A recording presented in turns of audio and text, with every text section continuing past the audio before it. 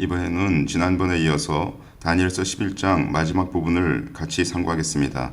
다니엘서 11장 36절부터 45절에 나오는 마지막 부분은 아직 이루어지지 않은 부분으로 말세에 관한 사건을 다루고 있습니다. 다니엘서 11장 1절부터 35절의 말씀에 나오는 모든 사건들은 지금까지 다 일어났습니다. 셀류쿠스 왕조와 톨레미 왕조 사이의 복잡한 싸움도 다니엘이 예언한 것처럼 자세히 실현되었습니다. 다니엘서가 너무나도 자세히 쓰여져 있기 때문에 회의론자들은 다니엘서가 기원전 6세기에 쓰여진 것을 부인하기까지 했습니다. 그들은 다니엘서가 이 사건들이 다 일어난 후인 마카비 시대에 쓰여졌을 거라고 주장하고 있습니다. 그것은 기원전 약 168년부터 134년 사이에 쓰여지지 않았나 하고 그 회의론자들은 얘기까지 합니다. 하지만 처음부터 끝을 아시는 하나님께서는 앞으로 있을 역사를 다니엘에게 자세히 계시해 주실 수 있으신 그런 분이시죠. 그래서 다니엘서에 있는 이 말씀들은 그 사건이 일어나기 벌써 오래전에 다니엘에게 하나님께서 예언하신 것을 알 수가 있습니다. 다니엘서 11장 36절부터 45절에서는 단순히 왕이라고 소개되는 한 지도자가 나옵니다. 혹자는 이는 안티오코스 4세 에피파네스이고 이 구절들은 그가 이스라엘을 추가로 습격한 것이라고 말하고 있습니다. 하지만 이 구절들의 사건들은 안티오코스에 의해서 실현되지 않았습니다. 안티오코스는 전에도 말씀드린 것처럼 앞으로 올 적그리스도 그 왕의 예표입니다. 이 두 왕들은 서로 다른 사람들입니다. 다시 말해서 35절까지 나오는 그 안티오코스하고 그 36절 이후에 나오는 그 왕은 서로 다른 사람이다 이런 얘기죠.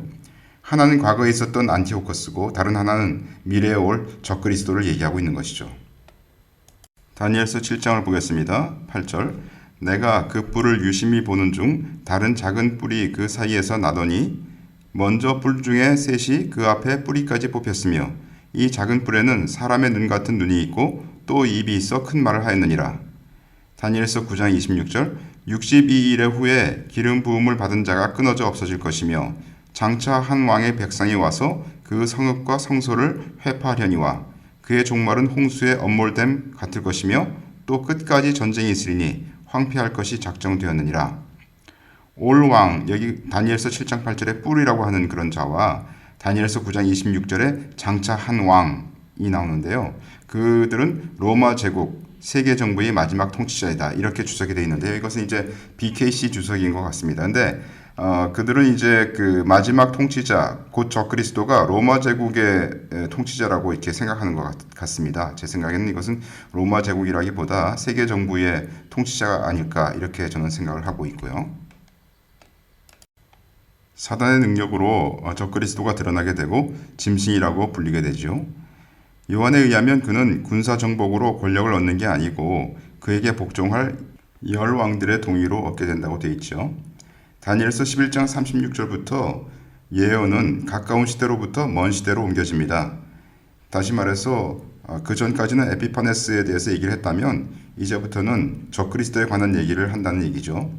이 구절들에 기록된 사건들은 70일의 중 마지막 한 일해 동안 일어날 것이라고 주석은 되어 있는데요. 사실 주석에는 그 사건들이 다시 말해서 다니엘서 11장 36절부터 45절 사이에 기록된 사건들이 70일의 중 마지막 한 일해 동안에 일어날 것이라고 되어 있지만 이것에 대해서는 조금 더 따져봐야 되겠습니다. 다니엘서 11장 41절 그가 또 영화로운 땅에 들어갈 것이요 많은 나라를 패망케 할 것이나 오직 에돔과 모압과 암몬 자손의 존귀한 자들은 그 손에서 벗어나리라. 특히 다니엘 11장 41절은 마지막 일의 후반 3.5년 기간에 일어날 것이라고 추정할 수가 있겠습니다. 이 부분은 저의 추정인데요. 이 부분에 대해서 제가 왜 이렇게 생각하느냐 하는 것은 뒷부분에서 설명을 드리겠습니다. 36절 계속하겠습니다. 이 장차 올 왕은 어떤 권력에도 독립되어서 그가 원하는 대로 할 것입니다. 그의 7년 통치 기간의 중간에 그는 자신을 선출한 열왕들에게서 받은 정치 권력을 휘두를 것입니다. 그는 또한 종교 영역에서도 절대적인 권력을 가지고 자신을 모든 신 위에 두고 신 중의 신을 대적하여 반항하고 모독할 것입니다. 데살로니가 후서 2장 저는 대적하는 자라 범사에 일컫는 하나님이나 숭배함을 받는 자 위에 뛰어나 자존하여 하나님 성전에 앉아 자기를 보여 하나님이라 하느니라. 이렇게 되어 있기 때문에 그는 자신을 하나님이라고 하는 그러한 데까지 교만해질 것입니다. 그가 장차 말로 지극히 높으신 자를 대적하며 이렇게 되어 있는데요. 세상은 거짓 선지자가 그의 이름으로 행할 기적들로 인하여 그를 하나님으로 경배하도록 강요받을 것입니다.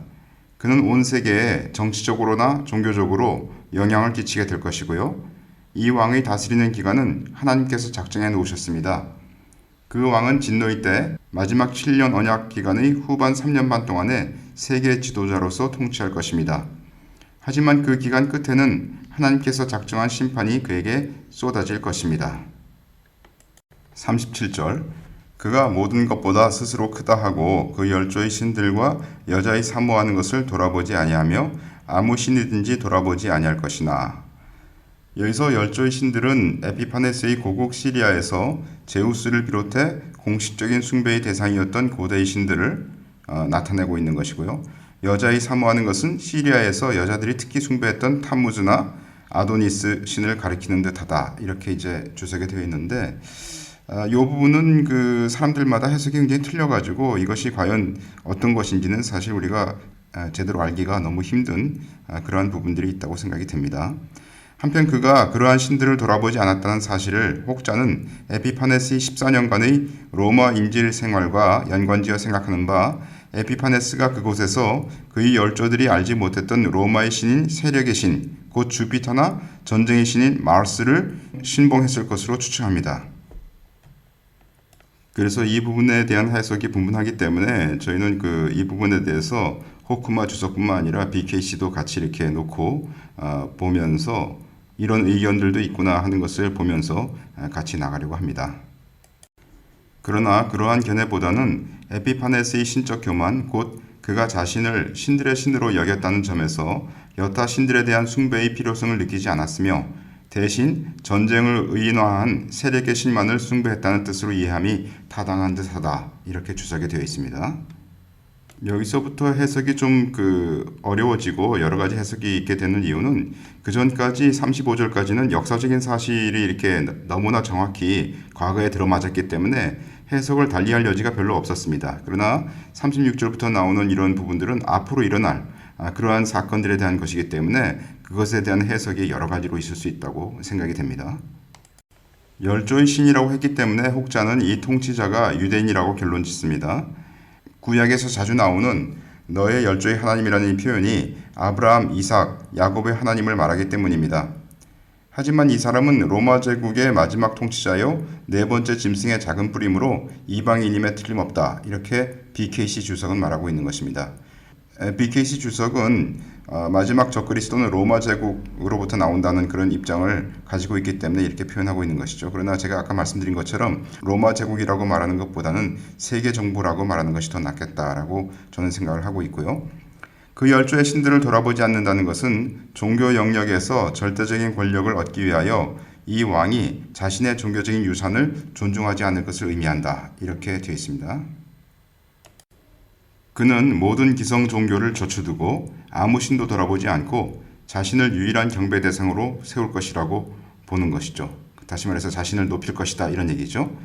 신들을 의지하는 대신에 그는 사단에게로부터 받은 자신의 능력을 의지하고 그 능력으로 자신을 경배하도록 할 것이다 라고 되어 있습니다.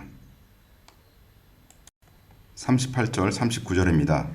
그 대신에 세력의 신을 공경할 것이요 또 그 열조가 알지 못하던 신에게 금, 은, 보석과 보물을 들여 공경할 것이며 그는 이방 신을 힘입어 크게 견고한 산성들을 취할 것이요 무릇 그를 안다 하는 자에게는 영광을 더하여 여러 백성을 다스리게도 하며 그에게서 뇌물을 받고 땅을 나눠주기도 하리라. 적그리스도는 세력의 신을 공경할 것입니다. 즉 군사력을 증진할 것입니다. 그리고 그의 정치적이고 종교적인 권력 때문에 막대한 부를 쌓을 수도 있을 것입니다. 열조가 알지 못하던 신이 그에게 힘을 줄 것인데 그것은 아마도 사단일 것입니다. 이 왕이 이스라엘과의 언약을 통하여 평화를 주며 권력에 이를지라도 그는 그의 통치를 확장하기 위하여 군사력을 사용하기를 주저하지 않을 것입니다. 또 그는 이방신의 도움을 받을 것입니다. 그의 권위에 복종하는 자들을 권력의 자리에 앉히고 그것이 곧 그들에게 큰 영광을 더할 것이고 그런 표현이고요. 그가 호의를 베푸는 능력, 아마도 땅을 싼 값에 나눠주는 그런 능력, 그런 것으로 많은 추종자들을 얻을 것이다 라고 BKC는 말하고 있습니다. 이방신을 힘입어 크게 견고한 산성들을 취할 것이요 이렇게 되어 있는데요. 여기서 이방신 역시 언급된 대로 에피파네스가 신봉하는 전쟁을 가리키며 크게 견고한 산성들은 단순한 요새가 아닌 그 요새에 속한 거민들을 지칭하는 바, 본절은 에피파네스가 전쟁을 통해서 다시 말해서 이방신을 힘입어서 많은 거민들을 그의 세력하에 두게 된다는 의미이다. 이건 이제 호크마 주석인데요. 무릇 그를 안다 하는 자에게는 영광을 더하여 여러 백성을 다스리게도 하며 그에게서 뇌물을 받고 땅을 나눠주기도 하리라 이렇게 되어 있는데, 곧 피정복민 중에서 자신을 인정하고 자신에게 동조하는 자들에게 명예와 권력과 물질적 보상을 상급으로 주여한다는 의미라고 되어 있습니다.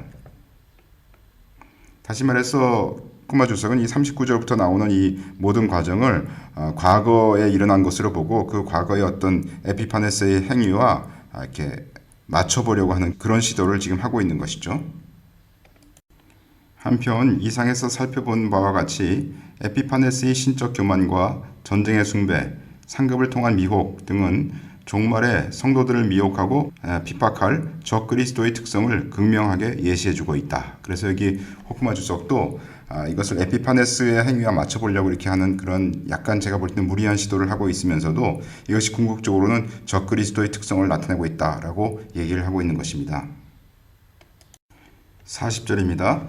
마지막 때에 남방왕이 그를 찌르리니 북방왕이 병거와 마병과 많은 배로 회리바람처럼 그에게로 마주와서 그 여러 나라에 들어가며 물이 넘침같이 지나갈 것이요. 본절에서 45절까지 전개되는 예언 기사는 에피파네스의 역사적 기록과는 매우 모순된다. 곧 그가 유다의 마카비 혁명 34절 이후죠. 그 이후에 특별한 전쟁 없이 병으로 죽었다는 사실에 비추어 볼 때 일부 학자들은 본문의 사실을 그와 연관시키는 것은 타당성이 없다고 생각하여 이를 적그리스도의 득세와 그 최후에 대한 직접적인 예언으로 해석한다. 그렇게 생각하는 게 제가 볼 땐 좀 타당하죠. 또한 일부 학자들은 이를 앞서 언급되었던 에피파네스의 전반적인 치세에 대한 개괄적인 반복으로 생각하기도 한다고 합니다. 그러나 그 어떤 해석에도 불구하고 여전히 난제로 남아있는 본문에 대한 명확한 견해를 제시하지는 못한다는 점에서 여기서는 단지 역사적으로 기록되지 못한 에피파네스의 애국 원정 기사와 그의 최후에 대한 예언으로 생각해 볼 따름이다. 다시 말해서 여기 호크마 주석은 이게 난제긴 난제인데 하여튼 우리가 아마도 기록되지 못했던 어떤 부분들이 있어가지고 그 에피파네스에 기록되지 못한 그런 기사와 한번 짜맞춰 생각해 보는 것이 어떻겠느냐 하고 이제 그렇게 생각을 해보겠다 이런 얘기죠. 한편 이는 에피파네스가 죽던 해에 엘리마이스 원정에 앞서 마지막으로 애굽 원정에 나섰다는 포피리 기사만이 유일한 근거가 될 수 있을 뿐이나 이 기사 역시 많은 학자들에 의해서 진실성을 의심받고 있다고 합니다. 결국 여기서 우리는 극한 해석상의 난제로 등장하는 본문을 안티오코스 에피파네스와 톨레미 6세의 마지막 대회전과 에피파네스의 최후에 관한 예언 기사란 측면에서만 다룰 수 있을 뿐이다. 이렇게 되어 있습니다. 40절 계속하겠습니다. 마지막 때 이런 표현이 있는데요. 에피파네스의 임박한 최후를 가리키는 것으로 상징적으로는 적그리스도의 최후를 의미한다. 이렇게 되어 있습니다. 남방왕이 그를 찌르리니 이 역시 역사적 기록은 없다고 되어 있습니다. 애굽에 의해서 저질러진 전쟁으로 아마 추정하고 있는 거고요. 아마도 이는 적극적인 원정의 형태라기보다는 수세적인 입장에서의 에피파네스에 대한 반시리아 정책으로 이해할 수 있을 것 아니냐 이렇게 추정하고 있고요. 이는 이어 언급될 에피파네스의 본격적인 애국 원정 기사로도 암시된다고 합니다. 한편 이는 종말에 거대한 세력을 형성하여 세계를 지배하게 될 적그리스도와 그 추종자들이 자기를 거역하는 사람들에게 행할 무자비한 압제를 연상시킨다고 되어 있습니다. 40절에 관한 그 해석을 저희가 호크마 주석을 좀 전까지 봤었는데요. 이제부터는 40절에 관련돼서 BKC 주석을 한번 보겠습니다. 다니엘서 11장 40절로부터 45절의 사건들은 마지막 때에 있을 것을 말하고 있다. 이렇게 되어 있고요. 즉 마지막 일의 후반에 일어날 것을 말하고 있습니다. 그를이라고 40절에 되어 있는 그 그라고 하는 자는 다니엘서 11장 36절에 나온 왕을 말하고 있습니다. 다니엘서 11장 40절에서 45절까지 해서 그라고 하는 자가 여러 번 나오고 있는데 그는 모두 앞으로 장차 올 적그리스도 그를 말하고 있다. 이렇게 얘기하고 있습니다. 그는 이스라엘 국가를 자신의 통치 안에 두게 할 언약을 맺게 될 것이라.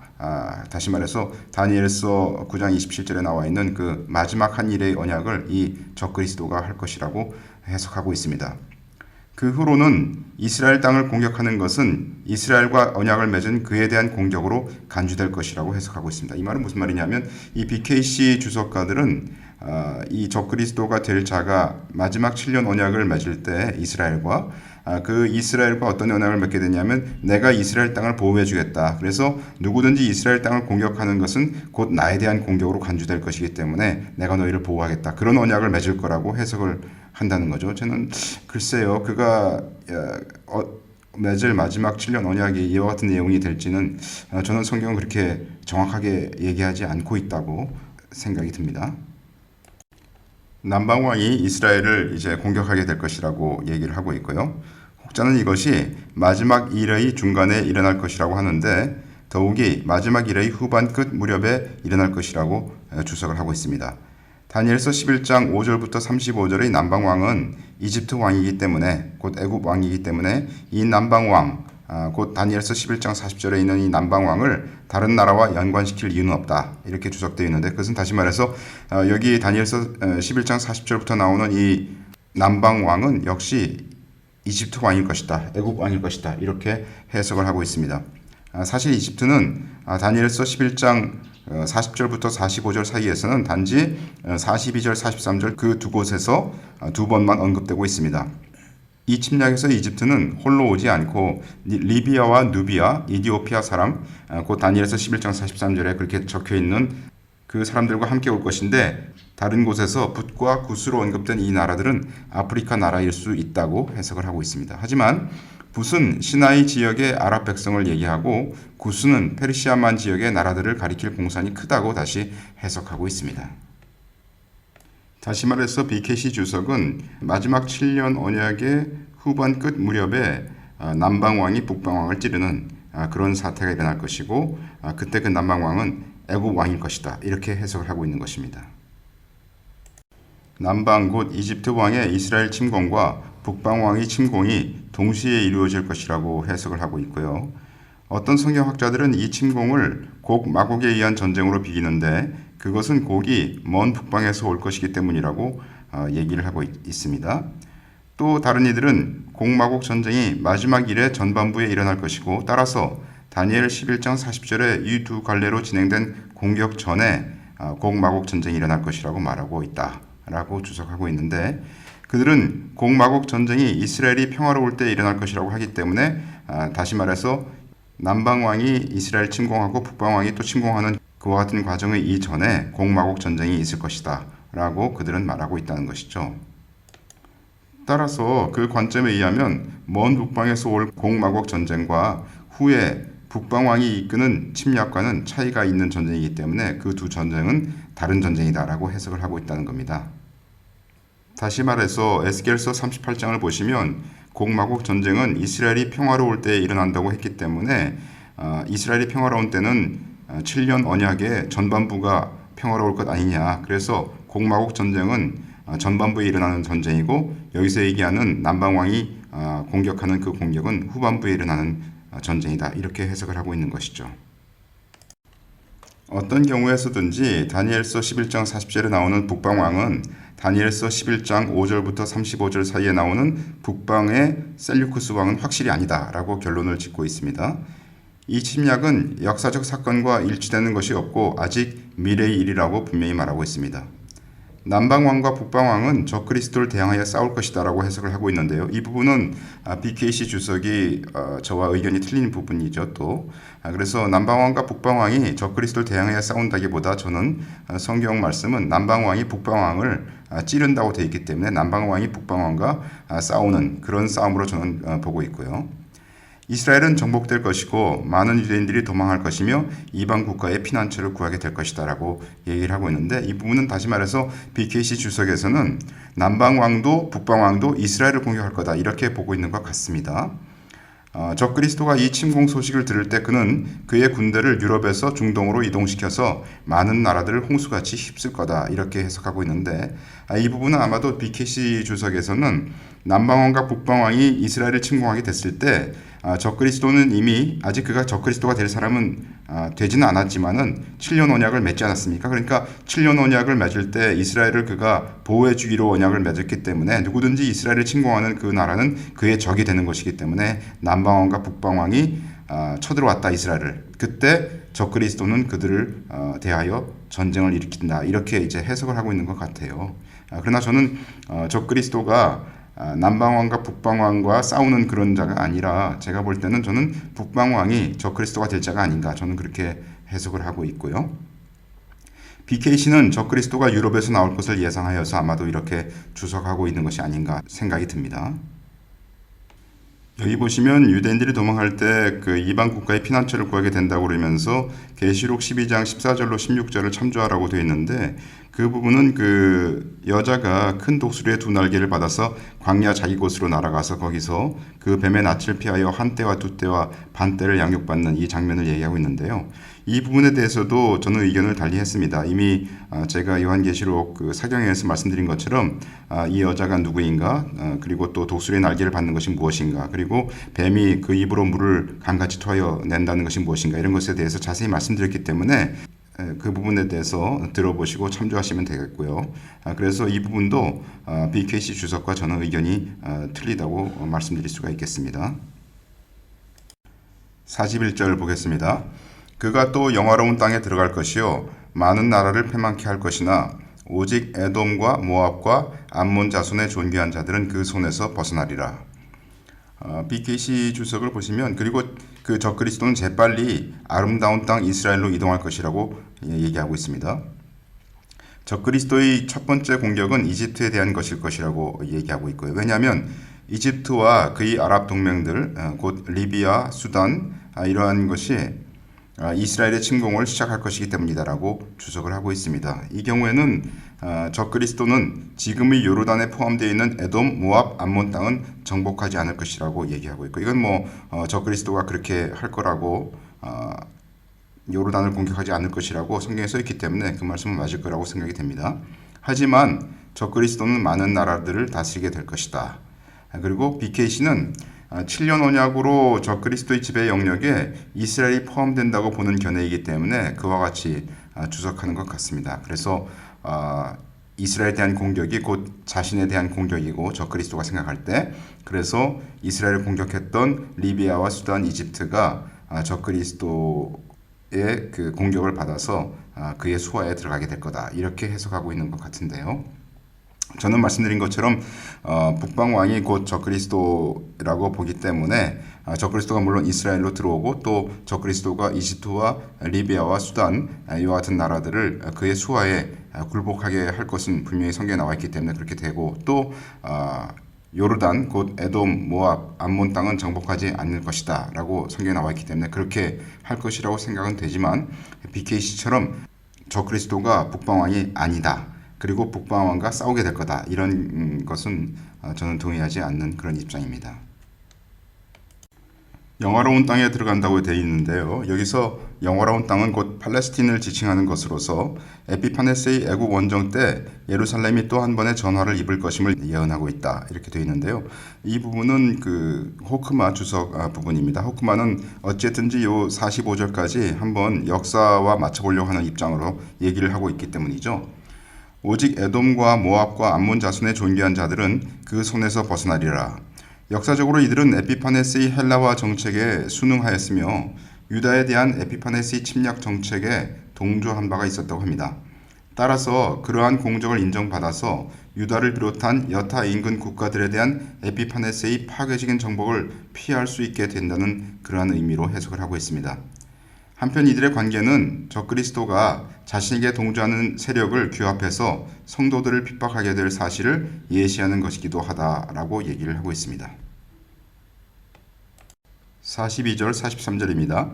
그가 열국에 그 손을 펴리니 애굽 땅도 면치 못할 것이므로 그가 권세로 애굽의 금, 은, 모든 보물을 잡을 것이요 리비아 사람과 구스 사람이 그의 시종이 되리라. 여기서 리비아는 애굽의 서쪽이고 구스는 애굽의 남쪽에 있는 애굽의 동맹국들인 바, 본문은 에피파네스가 애굽뿐만 아니라 친애굽 정책을 표방한 나라들까지 괴멸시키고 노력할 것임을 가리키고 있다 라고 얘기하고 있습니다. 44절입니다.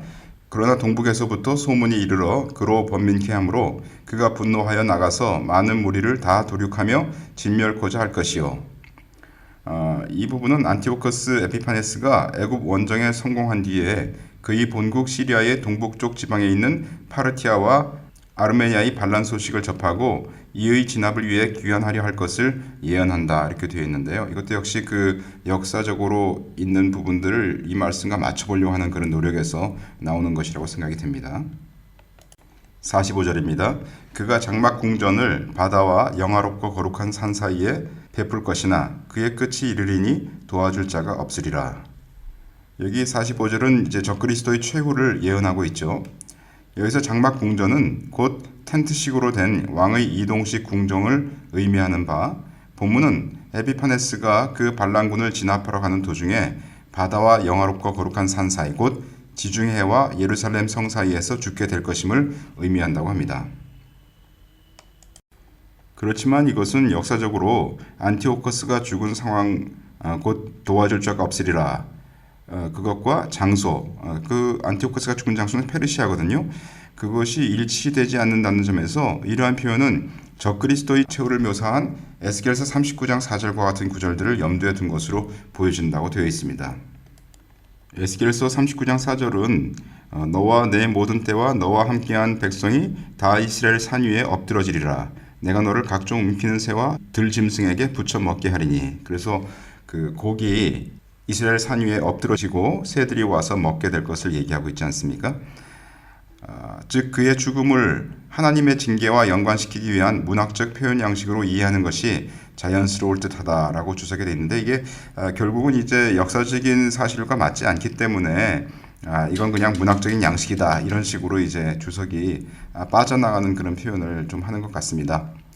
이러한 사실에 비추어 볼 때 본서에 언급된 안티오커스 에피파네스의 상세한 예언 기사는 바로 적그리스도에 대한 상징적인 예시들임을 강하게 시사한다라고 얘기를 하고 있습니다. 이는 또한 종말론적 색채가 강하게 드러나는 다니엘서 12장 1절로부터 3절의 기사와 문맥상의 연결을 적절하게 이어준다. 다시 말해서 여러분들 보시면 그 다니엘서 12장에 보시면 마지막 이스라엘을 위해서 대군 미가엘이 일어나는 것을 볼 수 있지 않습니까? 그러니까 그때는 분명히 주님이 재림하실 바로 그 직전 상황을 얘기하고 있는 것이기 때문에 자연스럽게 12장으로 넘어가는 그런 문맥상의 연결이 있다. 그래서 다니엘서 11장 마지막 부분은 말세에 관한 얘기가 분명하다라고 얘기를 하고 있는 것이죠.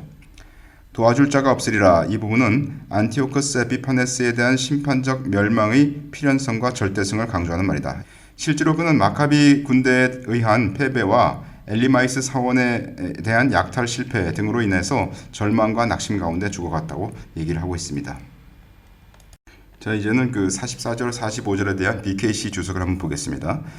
그때 적그리스도는 동쪽에서 두려운 보고를 받게 될 것이고 아마도 유프라테스 강에서 2억의 군사가 침공한다는 보고일 것이다. 이건 계시록 9장에 나와 있는 그런 얘기죠. 북쪽에서도 받게 될 것이다. 아마도 북방왕의 다른 공격일 것이다. 이렇게 얘기를 하고 있는데요. 이 부분도 저는 약간 그 생각이 틀린 것입니다. 왜냐하면 유프라테스 강에서 2억의 군사가 침공한다는 것은 바로 계시록 9장은 세계 3차 대전 곧 6번째 나팔의 상황이기 때문에 이미 적그리스도가 이렇게 일어날 시점 이전에 발생하는 상황 아닙니까? 그래서 이 부분은 아마도 BKC 주석가들이 그 요한계시록의 타임라인에 대해서 저와 의견을 달리하기 때문에 이렇게 주석을 하신 것 같고요. 적그리스도는 화가 나서 침략자들을 대거 무찌를 것이라고 말하고 있고요. 그때 적그리스도는 이스라엘을 정복할 것이고 장막 궁전을 바다들 즉 사해와 지중해 사이와 영화롭고 거룩한 산 아마도 예루살렘 사이에 베풀 것이다 라고 얘기를 하고 있습니다. 적그리스도는 자신이 마치 그리스도인 양 예루살렘 즉 그리스도가 천년왕국 때 세계를 다스릴 그곳에 사령부를 둘 것입니다. 적그리스도는 또한 자신이 통치하는 유일 세계 정부와 자신이 하나님으로 숭배받을 단일 세계 종교를 도입하면서 그리스도인 채 할 것입니다. 하지만 하나님께서는 예수 그리스도가 땅에 친히 오실 때 이 왕의 나라를 멸하실 것이라고 말씀하셨습니다.